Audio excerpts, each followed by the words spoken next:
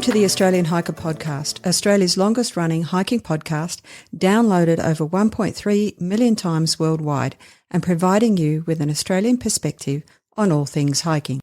We're your host, Tim and Jill Savage, coming to you from Amatana and Kuyani country.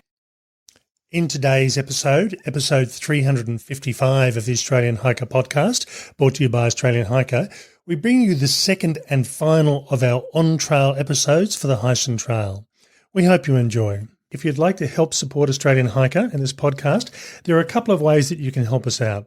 Firstly, by sharing this podcast with your hiking friends and encouraging them to listen to it. Another way to support us is go to the Australian Hiker website at www.australianhiker.com.au and click on the Support Us page and buy us a coffee. You can do a one-off donation or become a monthly supporter. All donations are greatly appreciated and help us to continue producing this podcast and blog. Now let's get on to today's episode.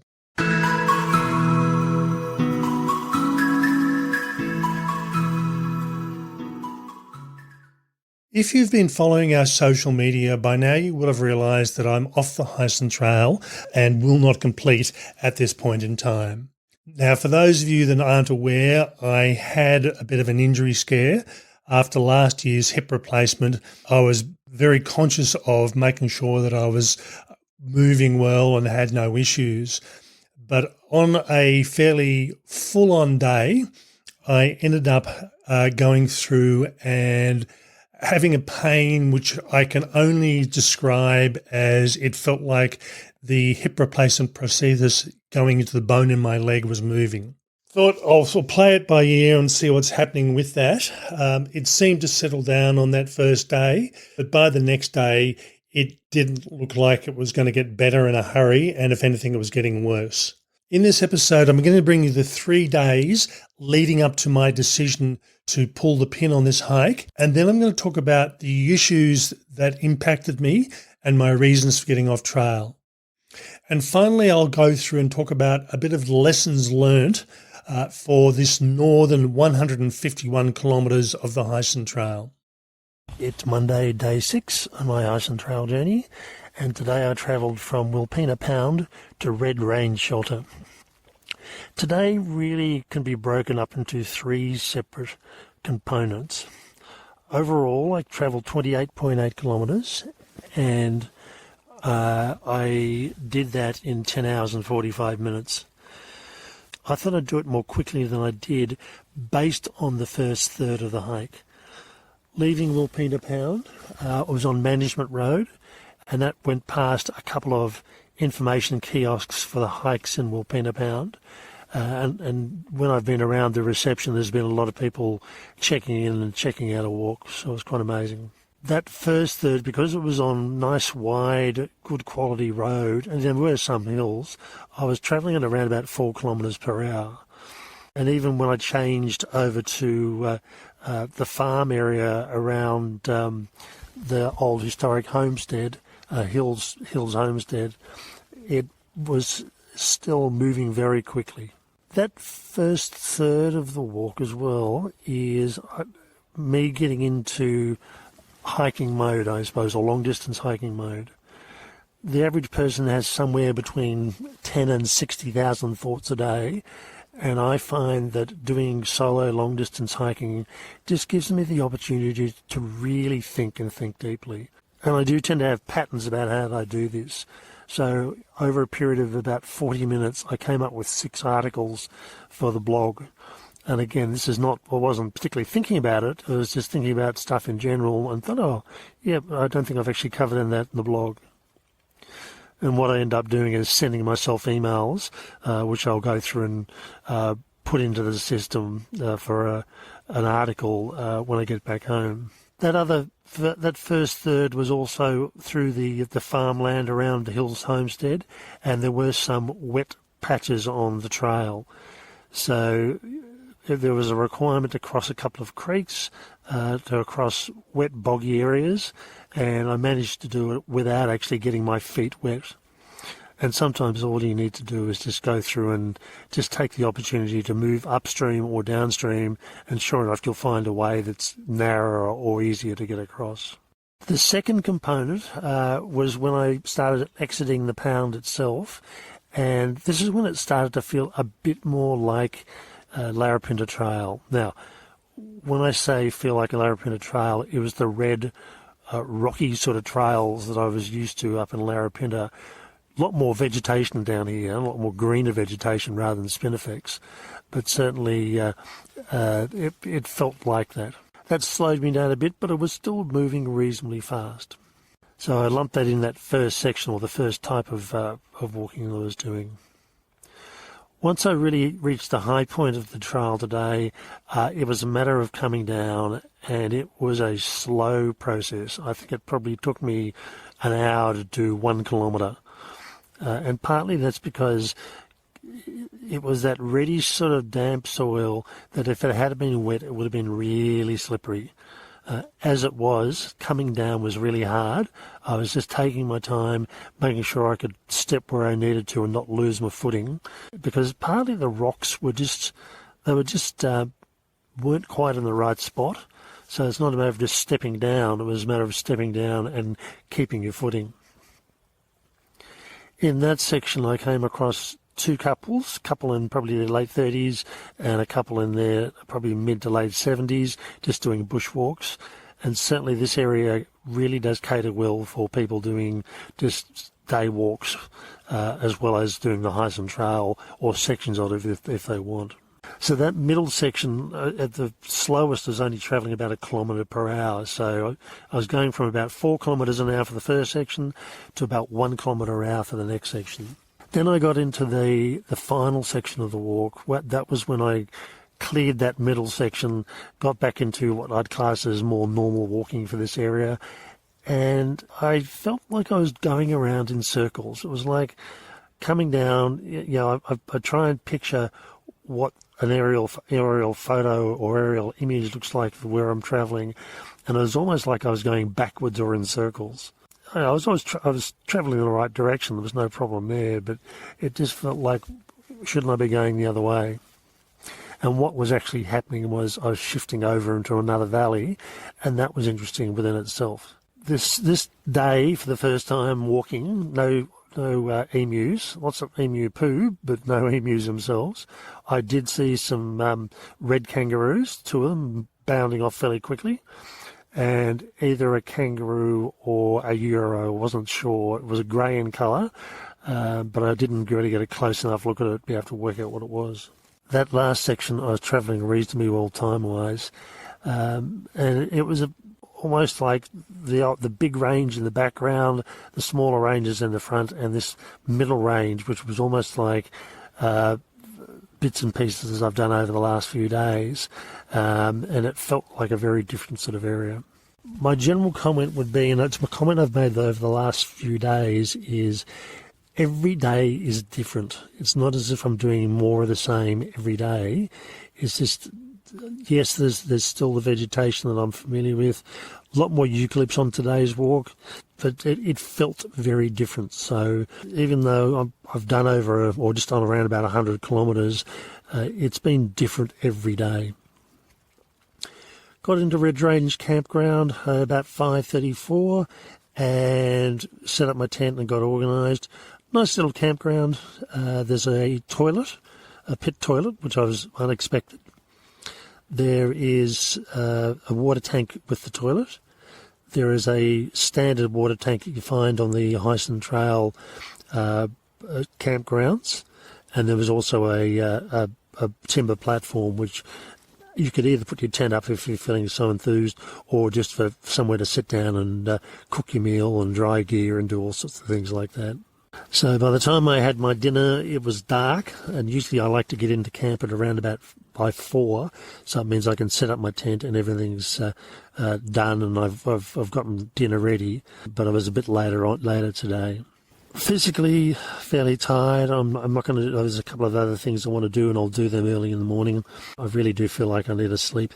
So tomorrow I'm supposed to be staying at Mayo Hut, which is around about 16 or 17 kilometres away, and that's a short day. So I will have a look at it. I may go on to the next campsite, and that's actually a private property that rent spaces for tents and or rooms if you need them. So I'll have a look. That adds about an extra 4 kilometres. But yeah, that would give me 20, 22 kilometres rather than being sort of 16, 17 kilometres. And it'll take some distance off the following day. So I'll have a look in the morning and see what I think. I'll either leave it as is or I'll go through and try and do that 23, 24 kilometre mark. Certainly I'm doing the 29 kilometres. It's a long day, and currently I have scheduled 31 kilometres, I think it is, into Corn on the last day. And I'd prefer not to do that. I know I do have an option to extend one of the days by about 6 kilometres, and that way I can shorten the last day by about the same sort of distance as well. So I'll have a look at that in the morning and see what I think. Okay, I am tired, so I'm going to bed. So today I travelled from Red Range campsite through to Mayo Hut, and I was actually thinking of going a bit further on, another 3.5 kilometres to Wanaka, which is a private campsite. But I just decided my feet were getting a bit hot, and I thought, nah, that's it. I can cope with the distance I've got, and just let me give it a bit of a chance to catch up on bits and pieces. Really, most of today was spent going through and doing riverbed walking. Started off and it was in and out of riverbed into bushland, but the bulk of it was in riverbed. And then after lunch, still riverbed, but it changed to being a riverbed that was probably almost 100 metres wide, with some really big trees spread along the sides of the actual riverbank itself. Animal-wise, I ended up seeing 2 emus, lots of birds today, not much else. One thing I would say because it was most of the day in riverbed, particularly that wide riverbed this afternoon, there were no signs for quite a way down. So I found I was checking far out just to make sure I hadn't missed anything. And I almost did. I got to the turn point and I was thinking I've either got to go straight ahead or right. And as it turned out, I needed to go left. And I'd actually missed that sign on the left. So again, it's always worthwhile stopping at a turning point to find out what's there. Just prior to that, saw some goats. In fact, what I thought was a school or a herd of probably 20 goats. And then I went a bit further on and found there was probably another 60 or 70 goats on the left-hand side up the top of the hill. So I know feral goats in this part of the world are a bit of a nuisance, but I do love goat curry, so I'm quite happy. Got into Mayo campsite, or Mayo Hut, and this is a spectacular hut. It looks like at some point it was as a pile of rubble and it's been rebuilt. It's a hut that's probably about 10 metres long, maybe a bit longer, and about 6 metres wide. Potentially you could sleep 10 people in here if you used every surface. The benches are really large.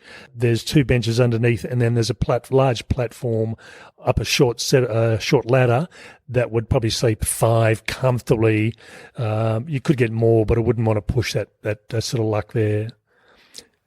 There is a toilet here as well, which is always a bonus, and 2 water tanks, one on the toilet, one on the back of the hut itself. So I spent most of the afternoon getting sorted out, cleaning up, tidying up, working out what food I need for when, having dinner, and now I thought I'd better do some social media. Had some lights come in through the window, and it was actually another hiker being dropped off called Liam. And he was hiking in the dark, and someone gave him a lift the last short distance into camp. Otherwise, he may have actually been another hour or so. So he's coming from the south, and apparently when he started, he was doing just a section of it, but loved it so much. So he's really only got a short distance left to complete the whole trip. So that's a good hike to go through and do, and he sounds like he's really enjoying it. A lot of strong wind at this hut, and I had Michael, who we interviewed previously. He said that last night they had strong wind as well, and I think this is because it's up the top of the hill, whereas most of the other times it's been either low down, or if it has been on a hill, it's been on a very low hill surrounded by forest. This one's fairly exposed, so I can hear the wind quite strongly outside at the moment. So today was only about 17 kilometres, but I decided to make it longer than that by not paying attention. I saw a sign that said hikers follow trail, and I did. And then I missed the sign on the right-hand side of the road that says detour, reroute. So by the time I worked that one out, I'd probably gone. I tried to sort of reconnect with the track again and not realising it was on the other side of another hill. So that added to the distance. It was interesting because where I ended up was like, had I kept on going originally, I would have ended up in the same place. So it was a bit strange. Very interesting day again. As I said, the goats were something different, the emus. I think with the emus, if they just kept quiet and didn't move, just wouldn't see them. But every time they make noise, it's pretty obvious where they are. So I was thinking about going on to Wanaka, which is a private camping site, but I decided instead that I was going to stop here where it is, and I'll do tomorrow's scheduled hike, which is the Elm School, the old Elm School campsite, which is around about 25 and a bit kilometres. So I want to try and get an early start for that one, just so I can get into camp nice and early. Really, the distances aren't so important at this end of the trail. It's more the terrain. So walking through the creek bed this afternoon, there was a lot more large rocks, slowed me down. Coming off the trail on the other side of the river to where we are now, it was really densely overgrown, just with all the rain we've had. So that slowed me down. And at one stage, I thought, I've had enough of this. So I just crossed over the riverbed where I could and came into this hut from the side rather than coming up where you're supposed to. But it worked. Okay, that will do me for today, and I will talk to you tomorrow. I left Mayo Height at 7:15 and arrived here at 5:45, so that was just on 11 hours. I was travelling reasonably well for most of the day. There was a lot of walking along creek bed. In fact, that was pretty much this morning's walk. And then I got to the highway, and the choice was to either go into Hawker, which a lot of people seem to be doing, in fact most people, and then the other options to do what I did was cross the highway and continue on. A few days ago, I thought I was going to have to go into Hawker to buy some food, but that wasn't the case. So this morning's walk was pretty much, as I said, walking along creek bed. Some of it were quite wide, but it was pretty much sort of 9 kilometres worth of creek bed, and I had to sort of dodge around some water. I did have a few rain showers on and off, so I had to put my pack cover on just in case, and I put my rain jacket on just in case as well. A lot of ducks out here for some reason, so whenever there's a body of water, a permanent body of water in the riverbed, there's ducks there. So don't know why. Maybe they're also in the farm dams, but plenty of ducks around.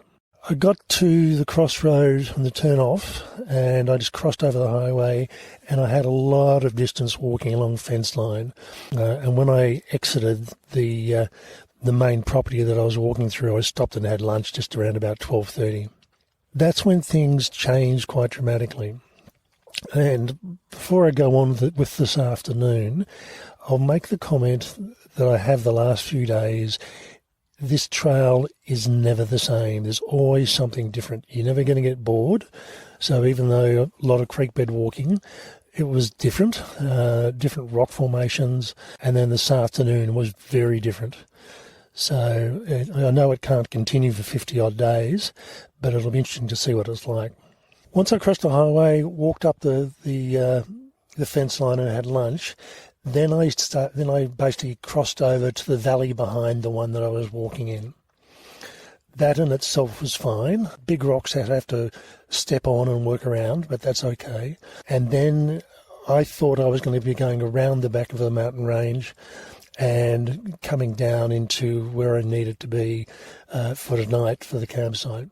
What actually happened is I went up and up and up and up. And basically I ended up on top of the mountain range in front of the one that I was following along. And if you have a fear of heights, this is probably not a good choice for you.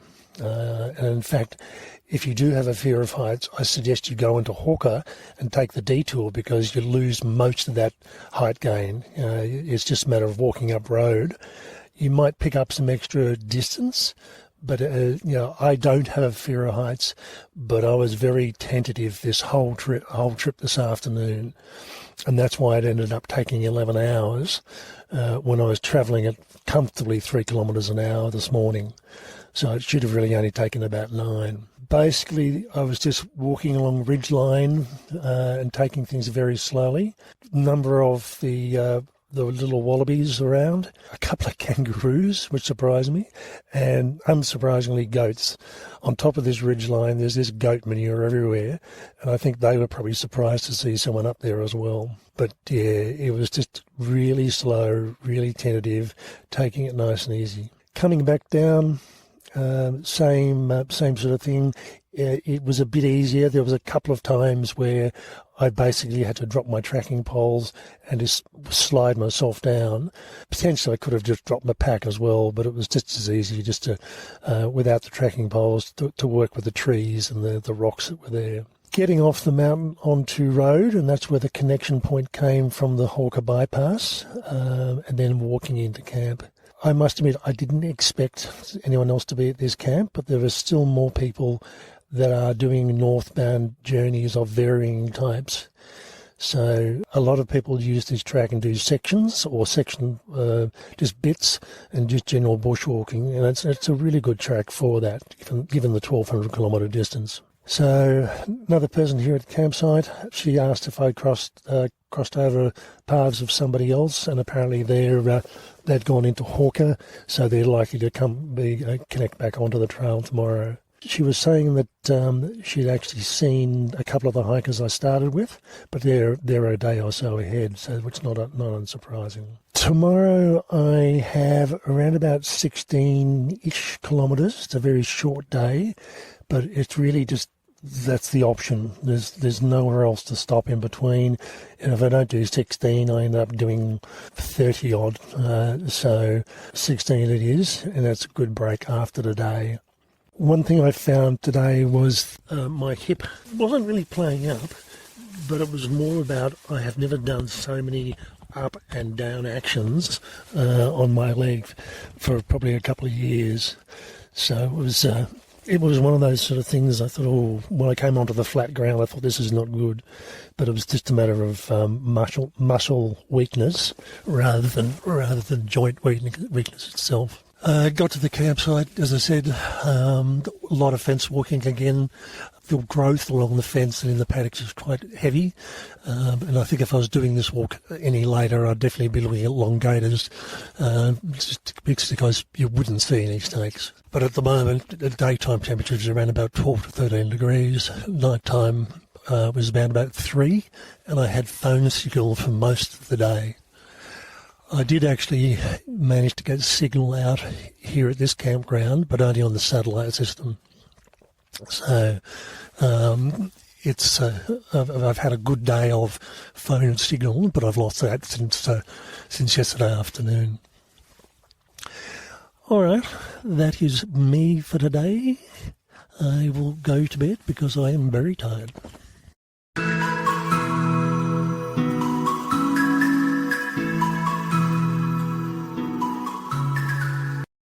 So that's where the on-trail recordings finish.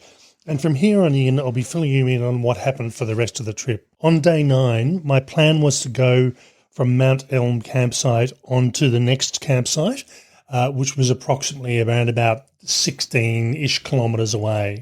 And I suppose getting back to yesterday's walk, coming off that large ridge line, I did play the pain that my leg was in coming off that ridgeline. And at that stage, all I could think of was, okay, we'll see how we go, see what happens. But it felt like that the prosthesis in my leg, which was basically jammed down into the leg bone, was pushing against the bone. I didn't know whether that was the case or not, but that was probably the best way to describe what I was feeling. And it was a pretty strenuous day the day before as well. I mean, I remember you talking to me and, I was monitoring how you were going and, you were saying that it was pretty tough and you were going pretty slow. So, it was a prelude, I guess.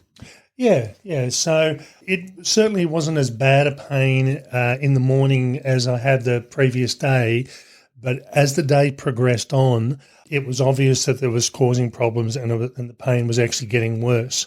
So I had a late leave from the campsite. I thought I wasn't in a rush to get away, given I only had 16 kilometres to do. So I thought, that's plenty of time. But I ended up stopping for lunch roughly around about 12:30, and it took me 3 hours to do 6.5 kilometres, which, that pace just wasn't sustainable over the coming days, let alone the rest of the trip. You might have been home by Christmas, Tim. Yeah. So part of the reason for that is, the day itself wasn't too bad. It was sort of walking along the fence line up to the back of the property and then walking along just on the inside of the fence line. And what it ended up being was there was some grass walking, there was some road walking, and there was some rock walking, but the rocks were fairly minimal. So to a great extent, the actual walking was much easier than the day before on average. But I got to the stage at lunchtime where between the leg pain and between the cold, which had really hit the full on the night before, as I said, I wasn't travelling very fast at all. And I estimated that the time I had allowed myself to get to Quorn, the way I was travelling, it was going to take me 2 days longer than I had originally planned. And that, as I said, that wasn't sustainable.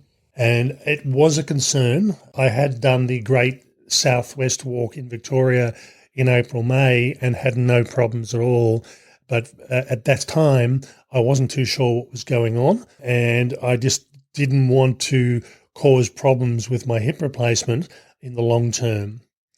So at that stage, two things were going through my mind, or one thing in particular was I'm going to pull the pin, and the most logical place to do that was in Quorn. But as I said, having said that, it was going to take me 2 days longer, and based on what I'd heard about the following section, it wasn't particularly easy. There was some harder sections. And something did cross my mind, which made perfect sense, but something I'd never really considered before, was turning back the way I'd come. Yeah. So after I'd finished my lunch and I'd contacted Jill, because I did still have a phone signal at that stage, I let her know what was going on, with the intent of getting back to Hawker that night and then getting myself back to Adelaide and then eventually back to Canberra. I got back to the campsite, and that was probably around about 3:30 in the afternoon, so it took me 3 hours to return. And even though I probably only had another hour-ish to get to a potential pickup point from Hawker, there was the risk that no one would be able to come and pick me up, and I'd have to walk into Hawker itself, which would be another 3 to 4 kilometres. And I definitely wasn't capable of doing that. And in fact, I wasn't capable of getting to that pickup point. I'd had enough by the time I returned back to Elm School Campground. So I got back to Elm School Campground, set up tent, had an early dinner. I actually lay down and had a rest, and I left my tent fly open because I thought it's not going to be going to bed at 3:30, 4 o'clock in the afternoon. I just lay down and had a rest. And when it got dark, I zipped up and went to bed fairly early, just in case somebody else turned up. I didn't want to be antisocial or else have to get out of the tent just to say hello to someone's new has come along. Next morning I got up, again, not an overly early start, but I got up, I left Elm School campsite relatively early and made my way to the pickup point. And when I say pickup point, it's where I was actually staying was on private property, and so the cars really can't get in there. So I needed to get onto the outside gate of the property, and that was also the location where I could be guaranteed of getting phone signal. And there were a number of accommodation options in Hawker that do offer pickup services. So I knew that as long as I got there roughly 8:30, 9 o'clock, people should be up and around and someone should be able to come and pick me up and take me back to Hawker. I did actually end up back there on time. I called somebody and they said, yep, we'll come and pick you up within about half an hour. They probably got there around about 20 minutes later and took me back to the motel. And by this stage, I'd already contacted Jill, who had offered to come over and pick me up. Offered, yeah. Well, it was, and that's 1,500 kilometre drive, and I didn't expect it. Thank you. Didn't expect that. I was happy to make my way from Hawker down south, back through to Adelaide and back to Canberra, and I estimated it was probably going to take me 4 to 5 days to do that. There were a few options that I was thinking of as you were, waiting for your pickup to get into Hawker, and the first one was me go and collect you. The second one was my brother lives in Adelaide, and after a short but sort of wordy conversation with him, he does talk a lot. He did offer to drive up and collect Tim. And I just thought, I don't think Tim wants to be in the car with him for 4.5 hours with my brother talking a lot. He knows he talks a lot because we keep telling him. So it's okay if he's listening. And then the other option is I was actually thinking of flying into Adelaide, hiring a car and then driving up. But I wasn't actually sure how easy it would be for Tim to walk through an airport. So I figured, the easiest option was me go over and he can sit in the passenger's seat on the way back. So I was at the motel, checked in by just after 9 o'clock, and Jill turned up just before 6 o'clock that evening. Yeah, about 5:30 that day, yeah. So long drive, and greatly appreciated. I didn't speed at any point in time, let me just say that. So basically next day we got up and travelled back to Canberra. Jill did most of the driving. I'm quite happy to admit Jill is a better driver than I am. I can reverse better. There's something weird about someone who can go backwards better than they can go forwards. But anyway, Tim did drive the short distance from just before Yass into Canberra. I just find that so boring that it almost puts me to sleep. So I have to say I've got to pull over and hand over to him. And often we're on a long drive. That's usually the point. I don't know whether it's psychological or not. So back at home Sunday afternoon, we did actually stay overnight halfway across, so it wasn't another 1,500 kilometres the next day sort of thing. We did split the return up over 2 days, and it made it a bit easier and meant Jill had a chance to have a bit of a break as well. So got back into Canberra, really didn't feel like doing much that afternoon. It was sort of just drop the bags off, have a shower, got cleaned up and just sat down to watch TV, and I must admit I was pretty tired that night. So on Monday, I ended up calling my surgeon, just saying I needed to have a chat about what was going on with the leg. He sent me off to get some x-rays done on the Tuesday. The hip replacement was perfectly fine. Yeah, no, hadn't shifted, hadn't moved. Was Continued mystery. Doing what it was supposed to be. So he got the results back from that and said, I need you to go and get an ultrasound. Now, I've had a number of scans to do with the hip replacement. An ultrasound was not one of them because it generally, when you're looking at bone, X-rays and MRIs are more useful than an ultrasound. But in this case here, if it wasn't the bone structure, it was down to the muscle, and hence the requirement for an ultrasound. Had the ultrasound on Thursday and discovered that I'd actually torn my right quadriceps. For me, for most of my life, my quads have been very strong, but certainly I think with the impact of the hip and the problems I was having with the hip, I was favouring the right leg, and all the muscle was tending to be much weaker than it should have been. And even when the ultrasound technician scanned the left leg, she said there's a bit of muscle degradation there, but nowhere near the same. So between the muscle tear and the atrophy, they said, yeah, that's pretty much where I was feeling the pain. And strangely enough, she did actually say that you've torn your quadriceps before. Previously, yeah. And at the time, I just can't think of a time when that's ever happened. And it occurred to me today when I was putting this podcast together that where it would have occurred was on the South Coast Track in Tasmania, coming down the steep mountain on that particular trail, and it was not raining as such on my way down, but it was wet, it was muddy, it was like walking through a creek bed, and it was like doing parkour all at once. You had to go up and around and over logs and branches and rocks and everything else. And when I came back from that trip, I had the same pain, but much, much worse. And at that point, I just associated it with needing the hip replacement, not actually the muscle. But when I think about the pain between the two, the pain on that particular trip was so much worse. I struggled to walk, and it was painful to walk, even with with tracking poles to provide the support. So that would have been the first time I did the damage to it. This was the second time, and at least now I had a diagnosis of what the issue was. A few days later, saw the physiotherapist and went through the whole process of explaining what had happened. He went through and had me do a few exercises and said, look, yep, you're still favouring that right hip. That's a surprise. That's a surprise, yep. The muscle is very, very weak, so I can do a squat just on one leg on my left leg, no hope on the right leg. The right leg goes down about an inch, and that's about it. Basically, the issue was that I need to strengthen the muscles. Now, doing rehab for my hip replacement, I had been focusing on other muscles that were causing me problems.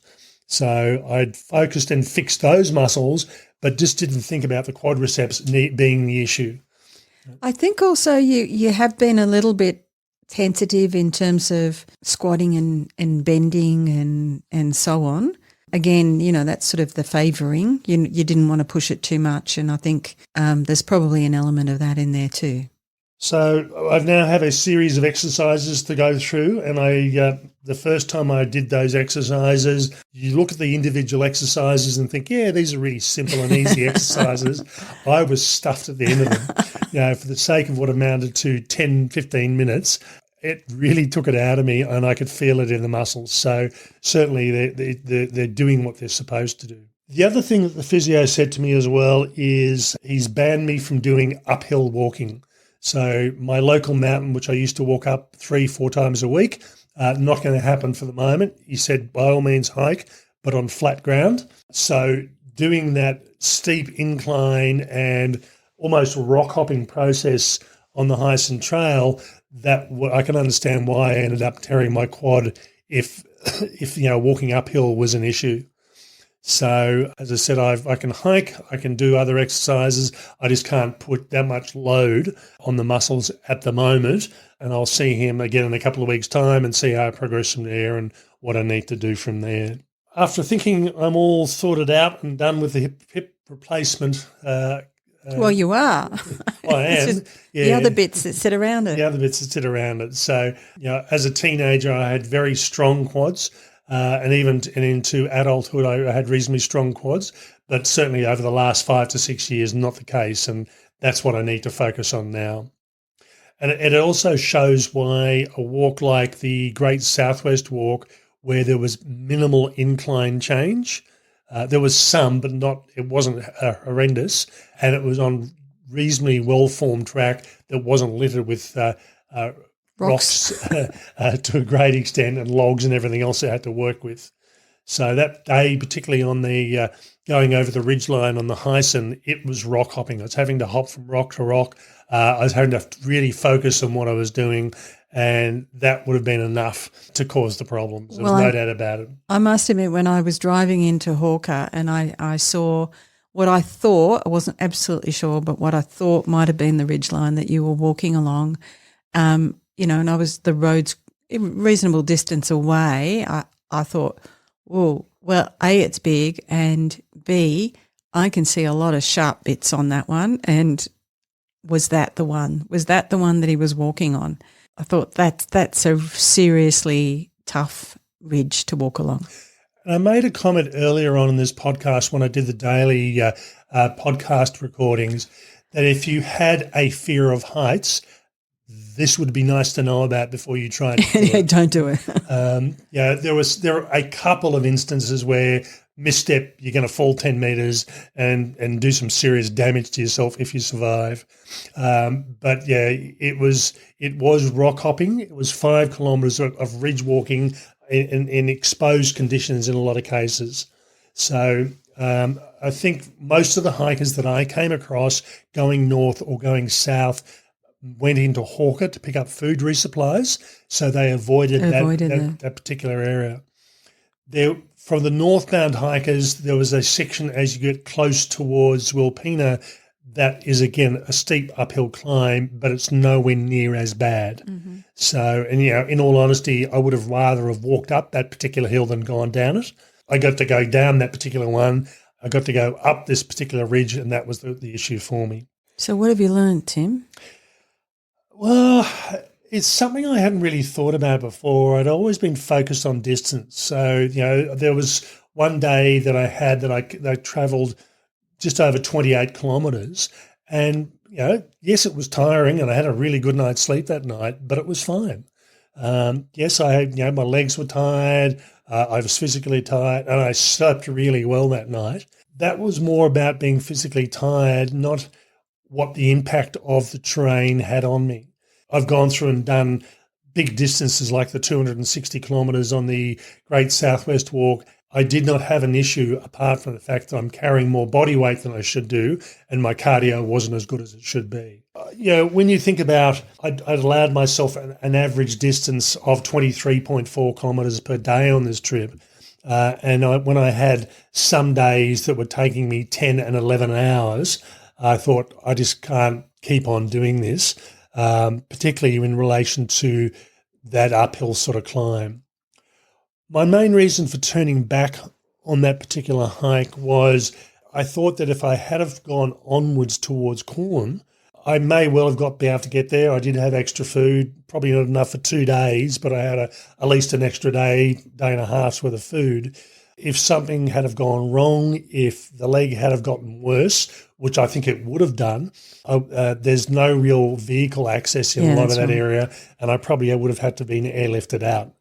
So it did make sense, and that was my reasoning for turning around, because pretty much where I'd made the decision, I was on private property.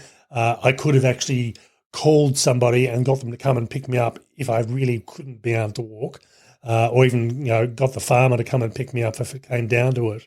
But keep going onwards and getting into areas that weren't accessible via vehicles would have been an issue.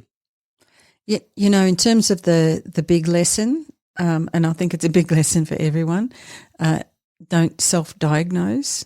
You made assumptions about, what was happening after the Tassie walk. You made assumptions it was connected to other things, not muscular things. You didn't check it out.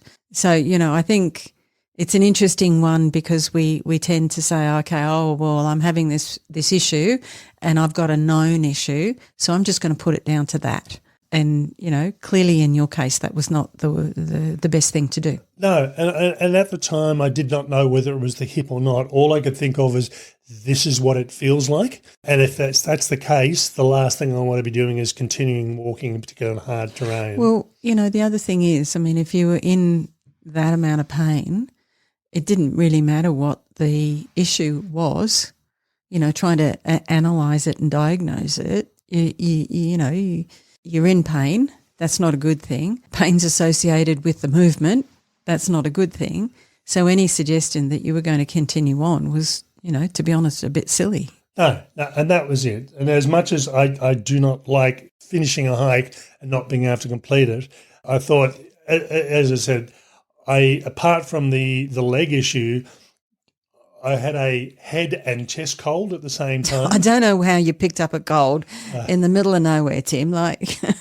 All I can think of is, it's a hard one, because I'm thinking I either got it on the plane or the airport. Are we self-diagnosing again? Yeah.